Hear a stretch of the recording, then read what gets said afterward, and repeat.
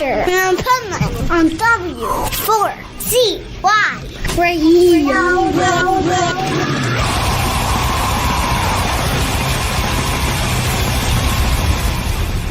Wake up, America! It's time for the Adventures of Pipeman on W4CY.com, West Palm Beach's #1 internet radio station. Here's your host, the Pipeman.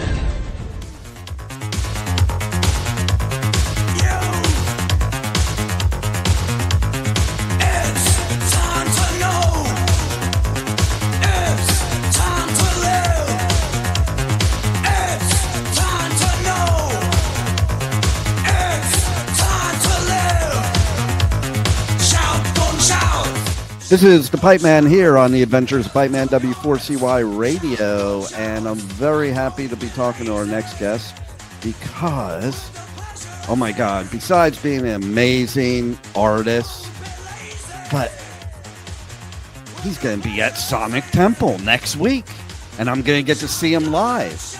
And I don't know if he's been there yet. We're going to talk about it, but let's welcome to the show, Nitzer Ebb. How are you? I'm very well. Yeah, this is Bon here from Nitzer Ebb, and very pleased to be on the show. And looking forward to upcoming shows, and especially Sonic Temple. Yeah, so you're playing tomorrow night in Austin, Texas, right? Correct. Do you know that that's considered, now I have my own opinion, but it's considered the live music capital of the United States? Did you know that? I know that it has, quite the reputation along those lines. Sort of a big arts and culture thing, and you've had South by Southwest for many years and everything. So totally, so it makes sense that it's well established in that field. I couldn't verify that it's the live music capital, but it certainly has to be up there, I would think. It is up there. I tend to think Nashville has that crown, in my opinion. Yeah, that's a fair shout. It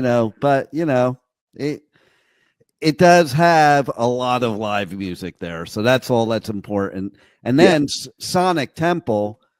Have you played Sonic Temple or Rock on the Range ever? No, I don't believe so. So this is different than the other Danny Wimmer festivals in the respect of that it's at a stadium. All right. Yeah, and so it's like, one of the things I'm excited about is not getting festival flu, from the dust. Yeah, exactly. Yeah. I don't even know how you guys perform, because me, after a weekend of doing interviews and breathing in that dust, I can't even breathe anymore. Like, it takes me a while it can to be recuperate. tough. It can be tough. When we played the Daytona Speedway, sometimes it's obviously you can't control. There's no climate control outside. So sometimes those shows, mostly because of the heat, they can be really taxing sometimes, and sometimes, the sun's at an awkward angle and you can feel your head starting to get sunstroke, and you start searching for areas of the stage that are in the shade. So, they can be tricky. They really can. So how do you feel about the difference you find playing in the U.S. opposed to back home in Europe? Well, I actually live in the US, so it's like I don't know. There's a certain looseness and maybe sort of slightly more light-hearted approach, I think, sometimes in the US. Really? That's pretty cool. Not always, but sometimes I find that it's a little bit more of a party atmosphere, maybe. That's interesting, because I do both the U.S. and the European festivals, and a lot of us over here, we think the European festivals are the party atmosphere. Right. It's so funny, like people's perspective. I think with the Danny Wimmer festivals, though, he has done it to where it's more like European festivals. That gives you, what you're thinking, because some of the festivals here in the U.S., they're not run like a Danny Wimmer or European festival. Sure. They're run more like a carnival. Yeah. Yeah. So, but Sonic Temple used to be one called Rock on the Range. So it has been around for years and years. Yeah. And it's been like one of the biggest festivals in the country. And it's different, like I said, because it is a stadium. Yeah. So it's kind of really cool. And you have, of course, around the stadium places you can go and things you could do. And, and other stages, but the main stage is in the stadium. So it's kind of cool. And of course, it's cool that Metallica's playing 2 sets live there. The last time Metallica played at that festival, right before, like halfway before Volbeat, which was right before them, we got a tornado and we got evacuated. Yeah. But Danny Wimmer is so good that, he decided to go to the police in town and the mayor in town and extend the noise ordinance, because we have noise ordinances like you have to stop at 11, period. Sure. Not even a minute later. And Metallica played till like 1, 2 in the morning. Yeah, that's cool. Yeah, instead of missing them. So that was great. So you're going to have a lot of fun playing at this festival. Oh, no doubt about it. Yeah. What would you say is one of your favorite memories of playing a festival? God, there's been so many of them. I think rather than being any one festival, it's just, when you get festivals where there's a lot of bands that you're a fan of and maybe not the same type of music as you, and you didn't know that you were fans of each other's music, just that communal backstage, you get to meet a lot of people and make new friends. And if it's a nice day without a hurricane and all that stuff, then then it's just really chill, the backstage areas and stuff. And I just really like the sense of community when you do festivals. And as an artist, how do you feel that you're treated at Danny Wimmer festivals compared to other festivals? I think we're treated really well. I've definitely got no complaints or I mean, in general, we get treated fairly well. I mean, festivals for the most part are so well organized these days, most of them. And Danny's obviously amongst those. So yeah, we've always got everything we need, and we're extremely well looked after. Nice. I just saw Zach come in, but then he left real quick. Right. I was gonna try to get him in, and it was too fast. But anyway, yeah. I mean, that's what I hear from all the artists. Like, that's the one thing about the Danny Wimmer festivals is the way Danny Wimmer treats the artists. Because I've been at a lot of festivals where, I mean, the artists do a lot of complaining. And I've never heard a complaint from an artist at a Danny Wimmer festival ever. No. Who are you most excited to possibly see at Sonic Temple? That's always a loaded question, because it depends on our day and what we've got to do that day, what we've had to do in the days before. So I just take it as it comes, and because there's been so many festivals, I'm like, I can't wait to see X, Y, and Z. Then you get there and like, maybe you got there late or there was a sound check issue. So, I've had serial disappointments from getting myself too worked up about it. So I just get there, see what the schedule is, see, who it might be possible to see, and then just go with the flow. Exactly that. Yeah. And that's why I use the word possibly, because I go through the same thing too. Like, I have a list of all the sets I want to go to, and if I get to 10% of them, I'm pretty happy. yeah, there you go. Yeah. So what else is going on for you guys moving forward in 2025? Well, we're currently on tour with Ministry, which is amazing. Really good fun, really good vibe. They've revamped the early material, and I think that's making a lot of people really happy. And I think they're having a lot of fun as well. So the atmosphere on the tour is really good. Really, really easygoing vibe. everyone's having fun. Then we've got more shows coming up in Europe over the summer, just a late spring, early summer, a couple of festivals. Then we come back to the US in September, and we have a tour lined up with Frontline Assembly. Nice. And then we're back to Europe for November and December for more dates in Europe before the close of the year.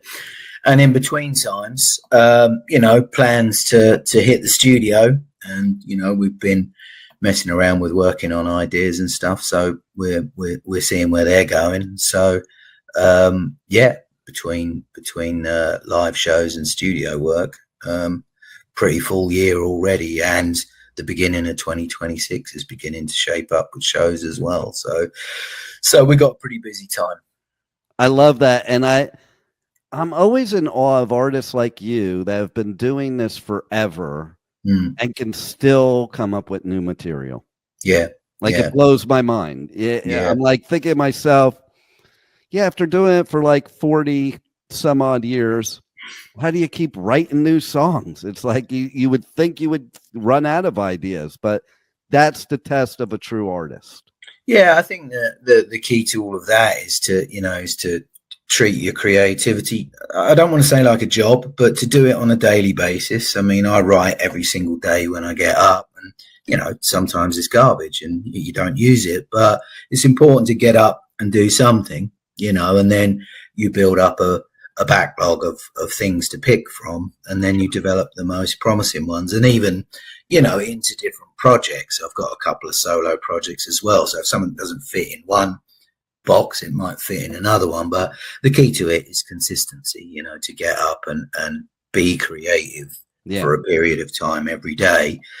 And you'll have flat spots and times where you're not feeling particularly inspired, but as a sort of professional creator, if you like, then you learn that you have to not rely on inspiration and just keep developing material, and eventually you will have a backlog to pick from, and just work diligently at it daily, like you would anything else. Sure. And I love that you said some of it could be garbage, because I'm sure there's listeners that are listening, they're thinking that artists, they just everything that comes out of their head onto the paper is going to be a song that they make into a song or they think is great. But really, no. It's the exact opposite, right? Like you got to write a bunch of shit to get to the good stuff, right? Yeah, I mean, you have periods. Sometimes you have periods where you feel like, wow, I can't do any wrong. I finally cracked it. But then you'll have another period where you feel like, wow, I've written for a couple of weeks and don't think I'm going to use any of that. So, right. But even the act of doing it, and sometimes just making the mistakes or finding out what you don't want or where you don't want to be, that can be as instructional in terms of weeding out the quality stuff later on, and you have to do it. I mean, I think any creator has to go for a period of doing sketches, and not every one of your sketches is just going to fall from the sky fully formed. That's just not the way it works. Yeah. So, and when we're creators, we're our own worst critics. Like, I can't tell you how many times I'll do interviews and somebody will get off the interview and like, oh, that was great. And I'm thinking in my mind, it's shit. Right. Yeah. Yeah. I mean, I think, a lot of the time, it's just a case of kind of staying relaxed about it. I mean, sometimes as soon as you create something, you're like, there's something really special in this. And sometimes the pieces they do fall into place. But other times, you can be like, okay, there's something in there, but we're going to have to dig a little deeper to try and pull it out. And other times you just go, oh, well, it was practice at least, and then move on to the next day. There you go. Yeah. And that's so true of anything you do in life. Like a lot of your practice is what leads to you being good. You don't just wake up good. It doesn't matter what you do. It takes practice for sure. Yeah. Yeah. So what other festivals are you going to be doing in US or Europe? We're going to be playing at the E-Festival in Europe. I can't remember the exact date. So we're going to be over there. And beyond that, you know, my forward planning, it tends to be like, is it happening next week? If it is, then I'll be a bit hazy on the details, you know. So, but yeah, we've got E-Fest coming up. Nice. And then in June or July, I think.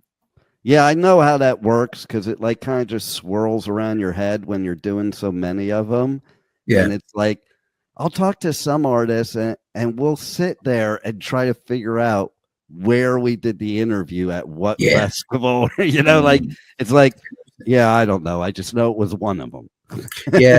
Sometimes, you know, people will say to me, oh, do you remember when you played blah, blah, blah, blah, blah? And I'm like, are you sure that was me? You know, it was. But yeah, it does all become a bit of a blur. And I think going back to the creativity thing, it's like I tend to try not to look too far ahead. You know, obviously I'm aware that I've got things coming up and the overall outlook of the schedule, but it's important to try and keep your mind focused on the next priority rather than too far down the line. So unfortunately I'm not always the best person to ask far in advance about exactly where we're going.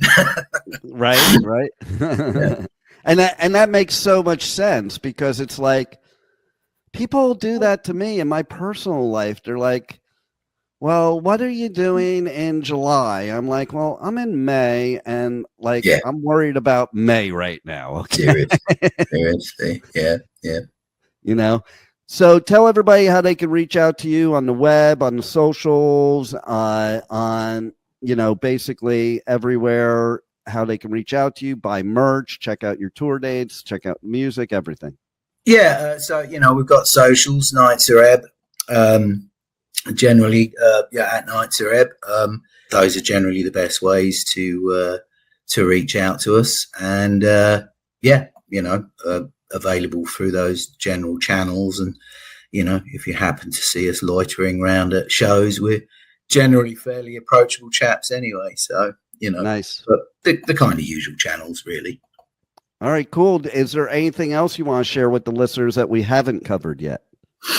Just you know, really thank everybody that comes to the shows for their continuing support and for making, you know, it's the audience that makes the shows really special. So, you know, as you say, we've been doing it for a long time, and to still be in this position where we have the support that we have and the audience that we have, it's a remarkable thing that we're really grateful for. So yeah, just to say thank you to everybody for continuing to show up. Yeah, I bet you awesome. Didn't imagine this in 1982, 1983 that you would be here today still doing it. Absolutely not. No. I love it. Well, you guys are great. That's why you're still here. You're a true artist. And I can't wait to see you at Sonic Temple. And thanks for being on the Adventures of Pipeman. Thank you so much, man. It's a pleasure. Thank you for listening to the Adventures of Pipeman on W4CY Radio.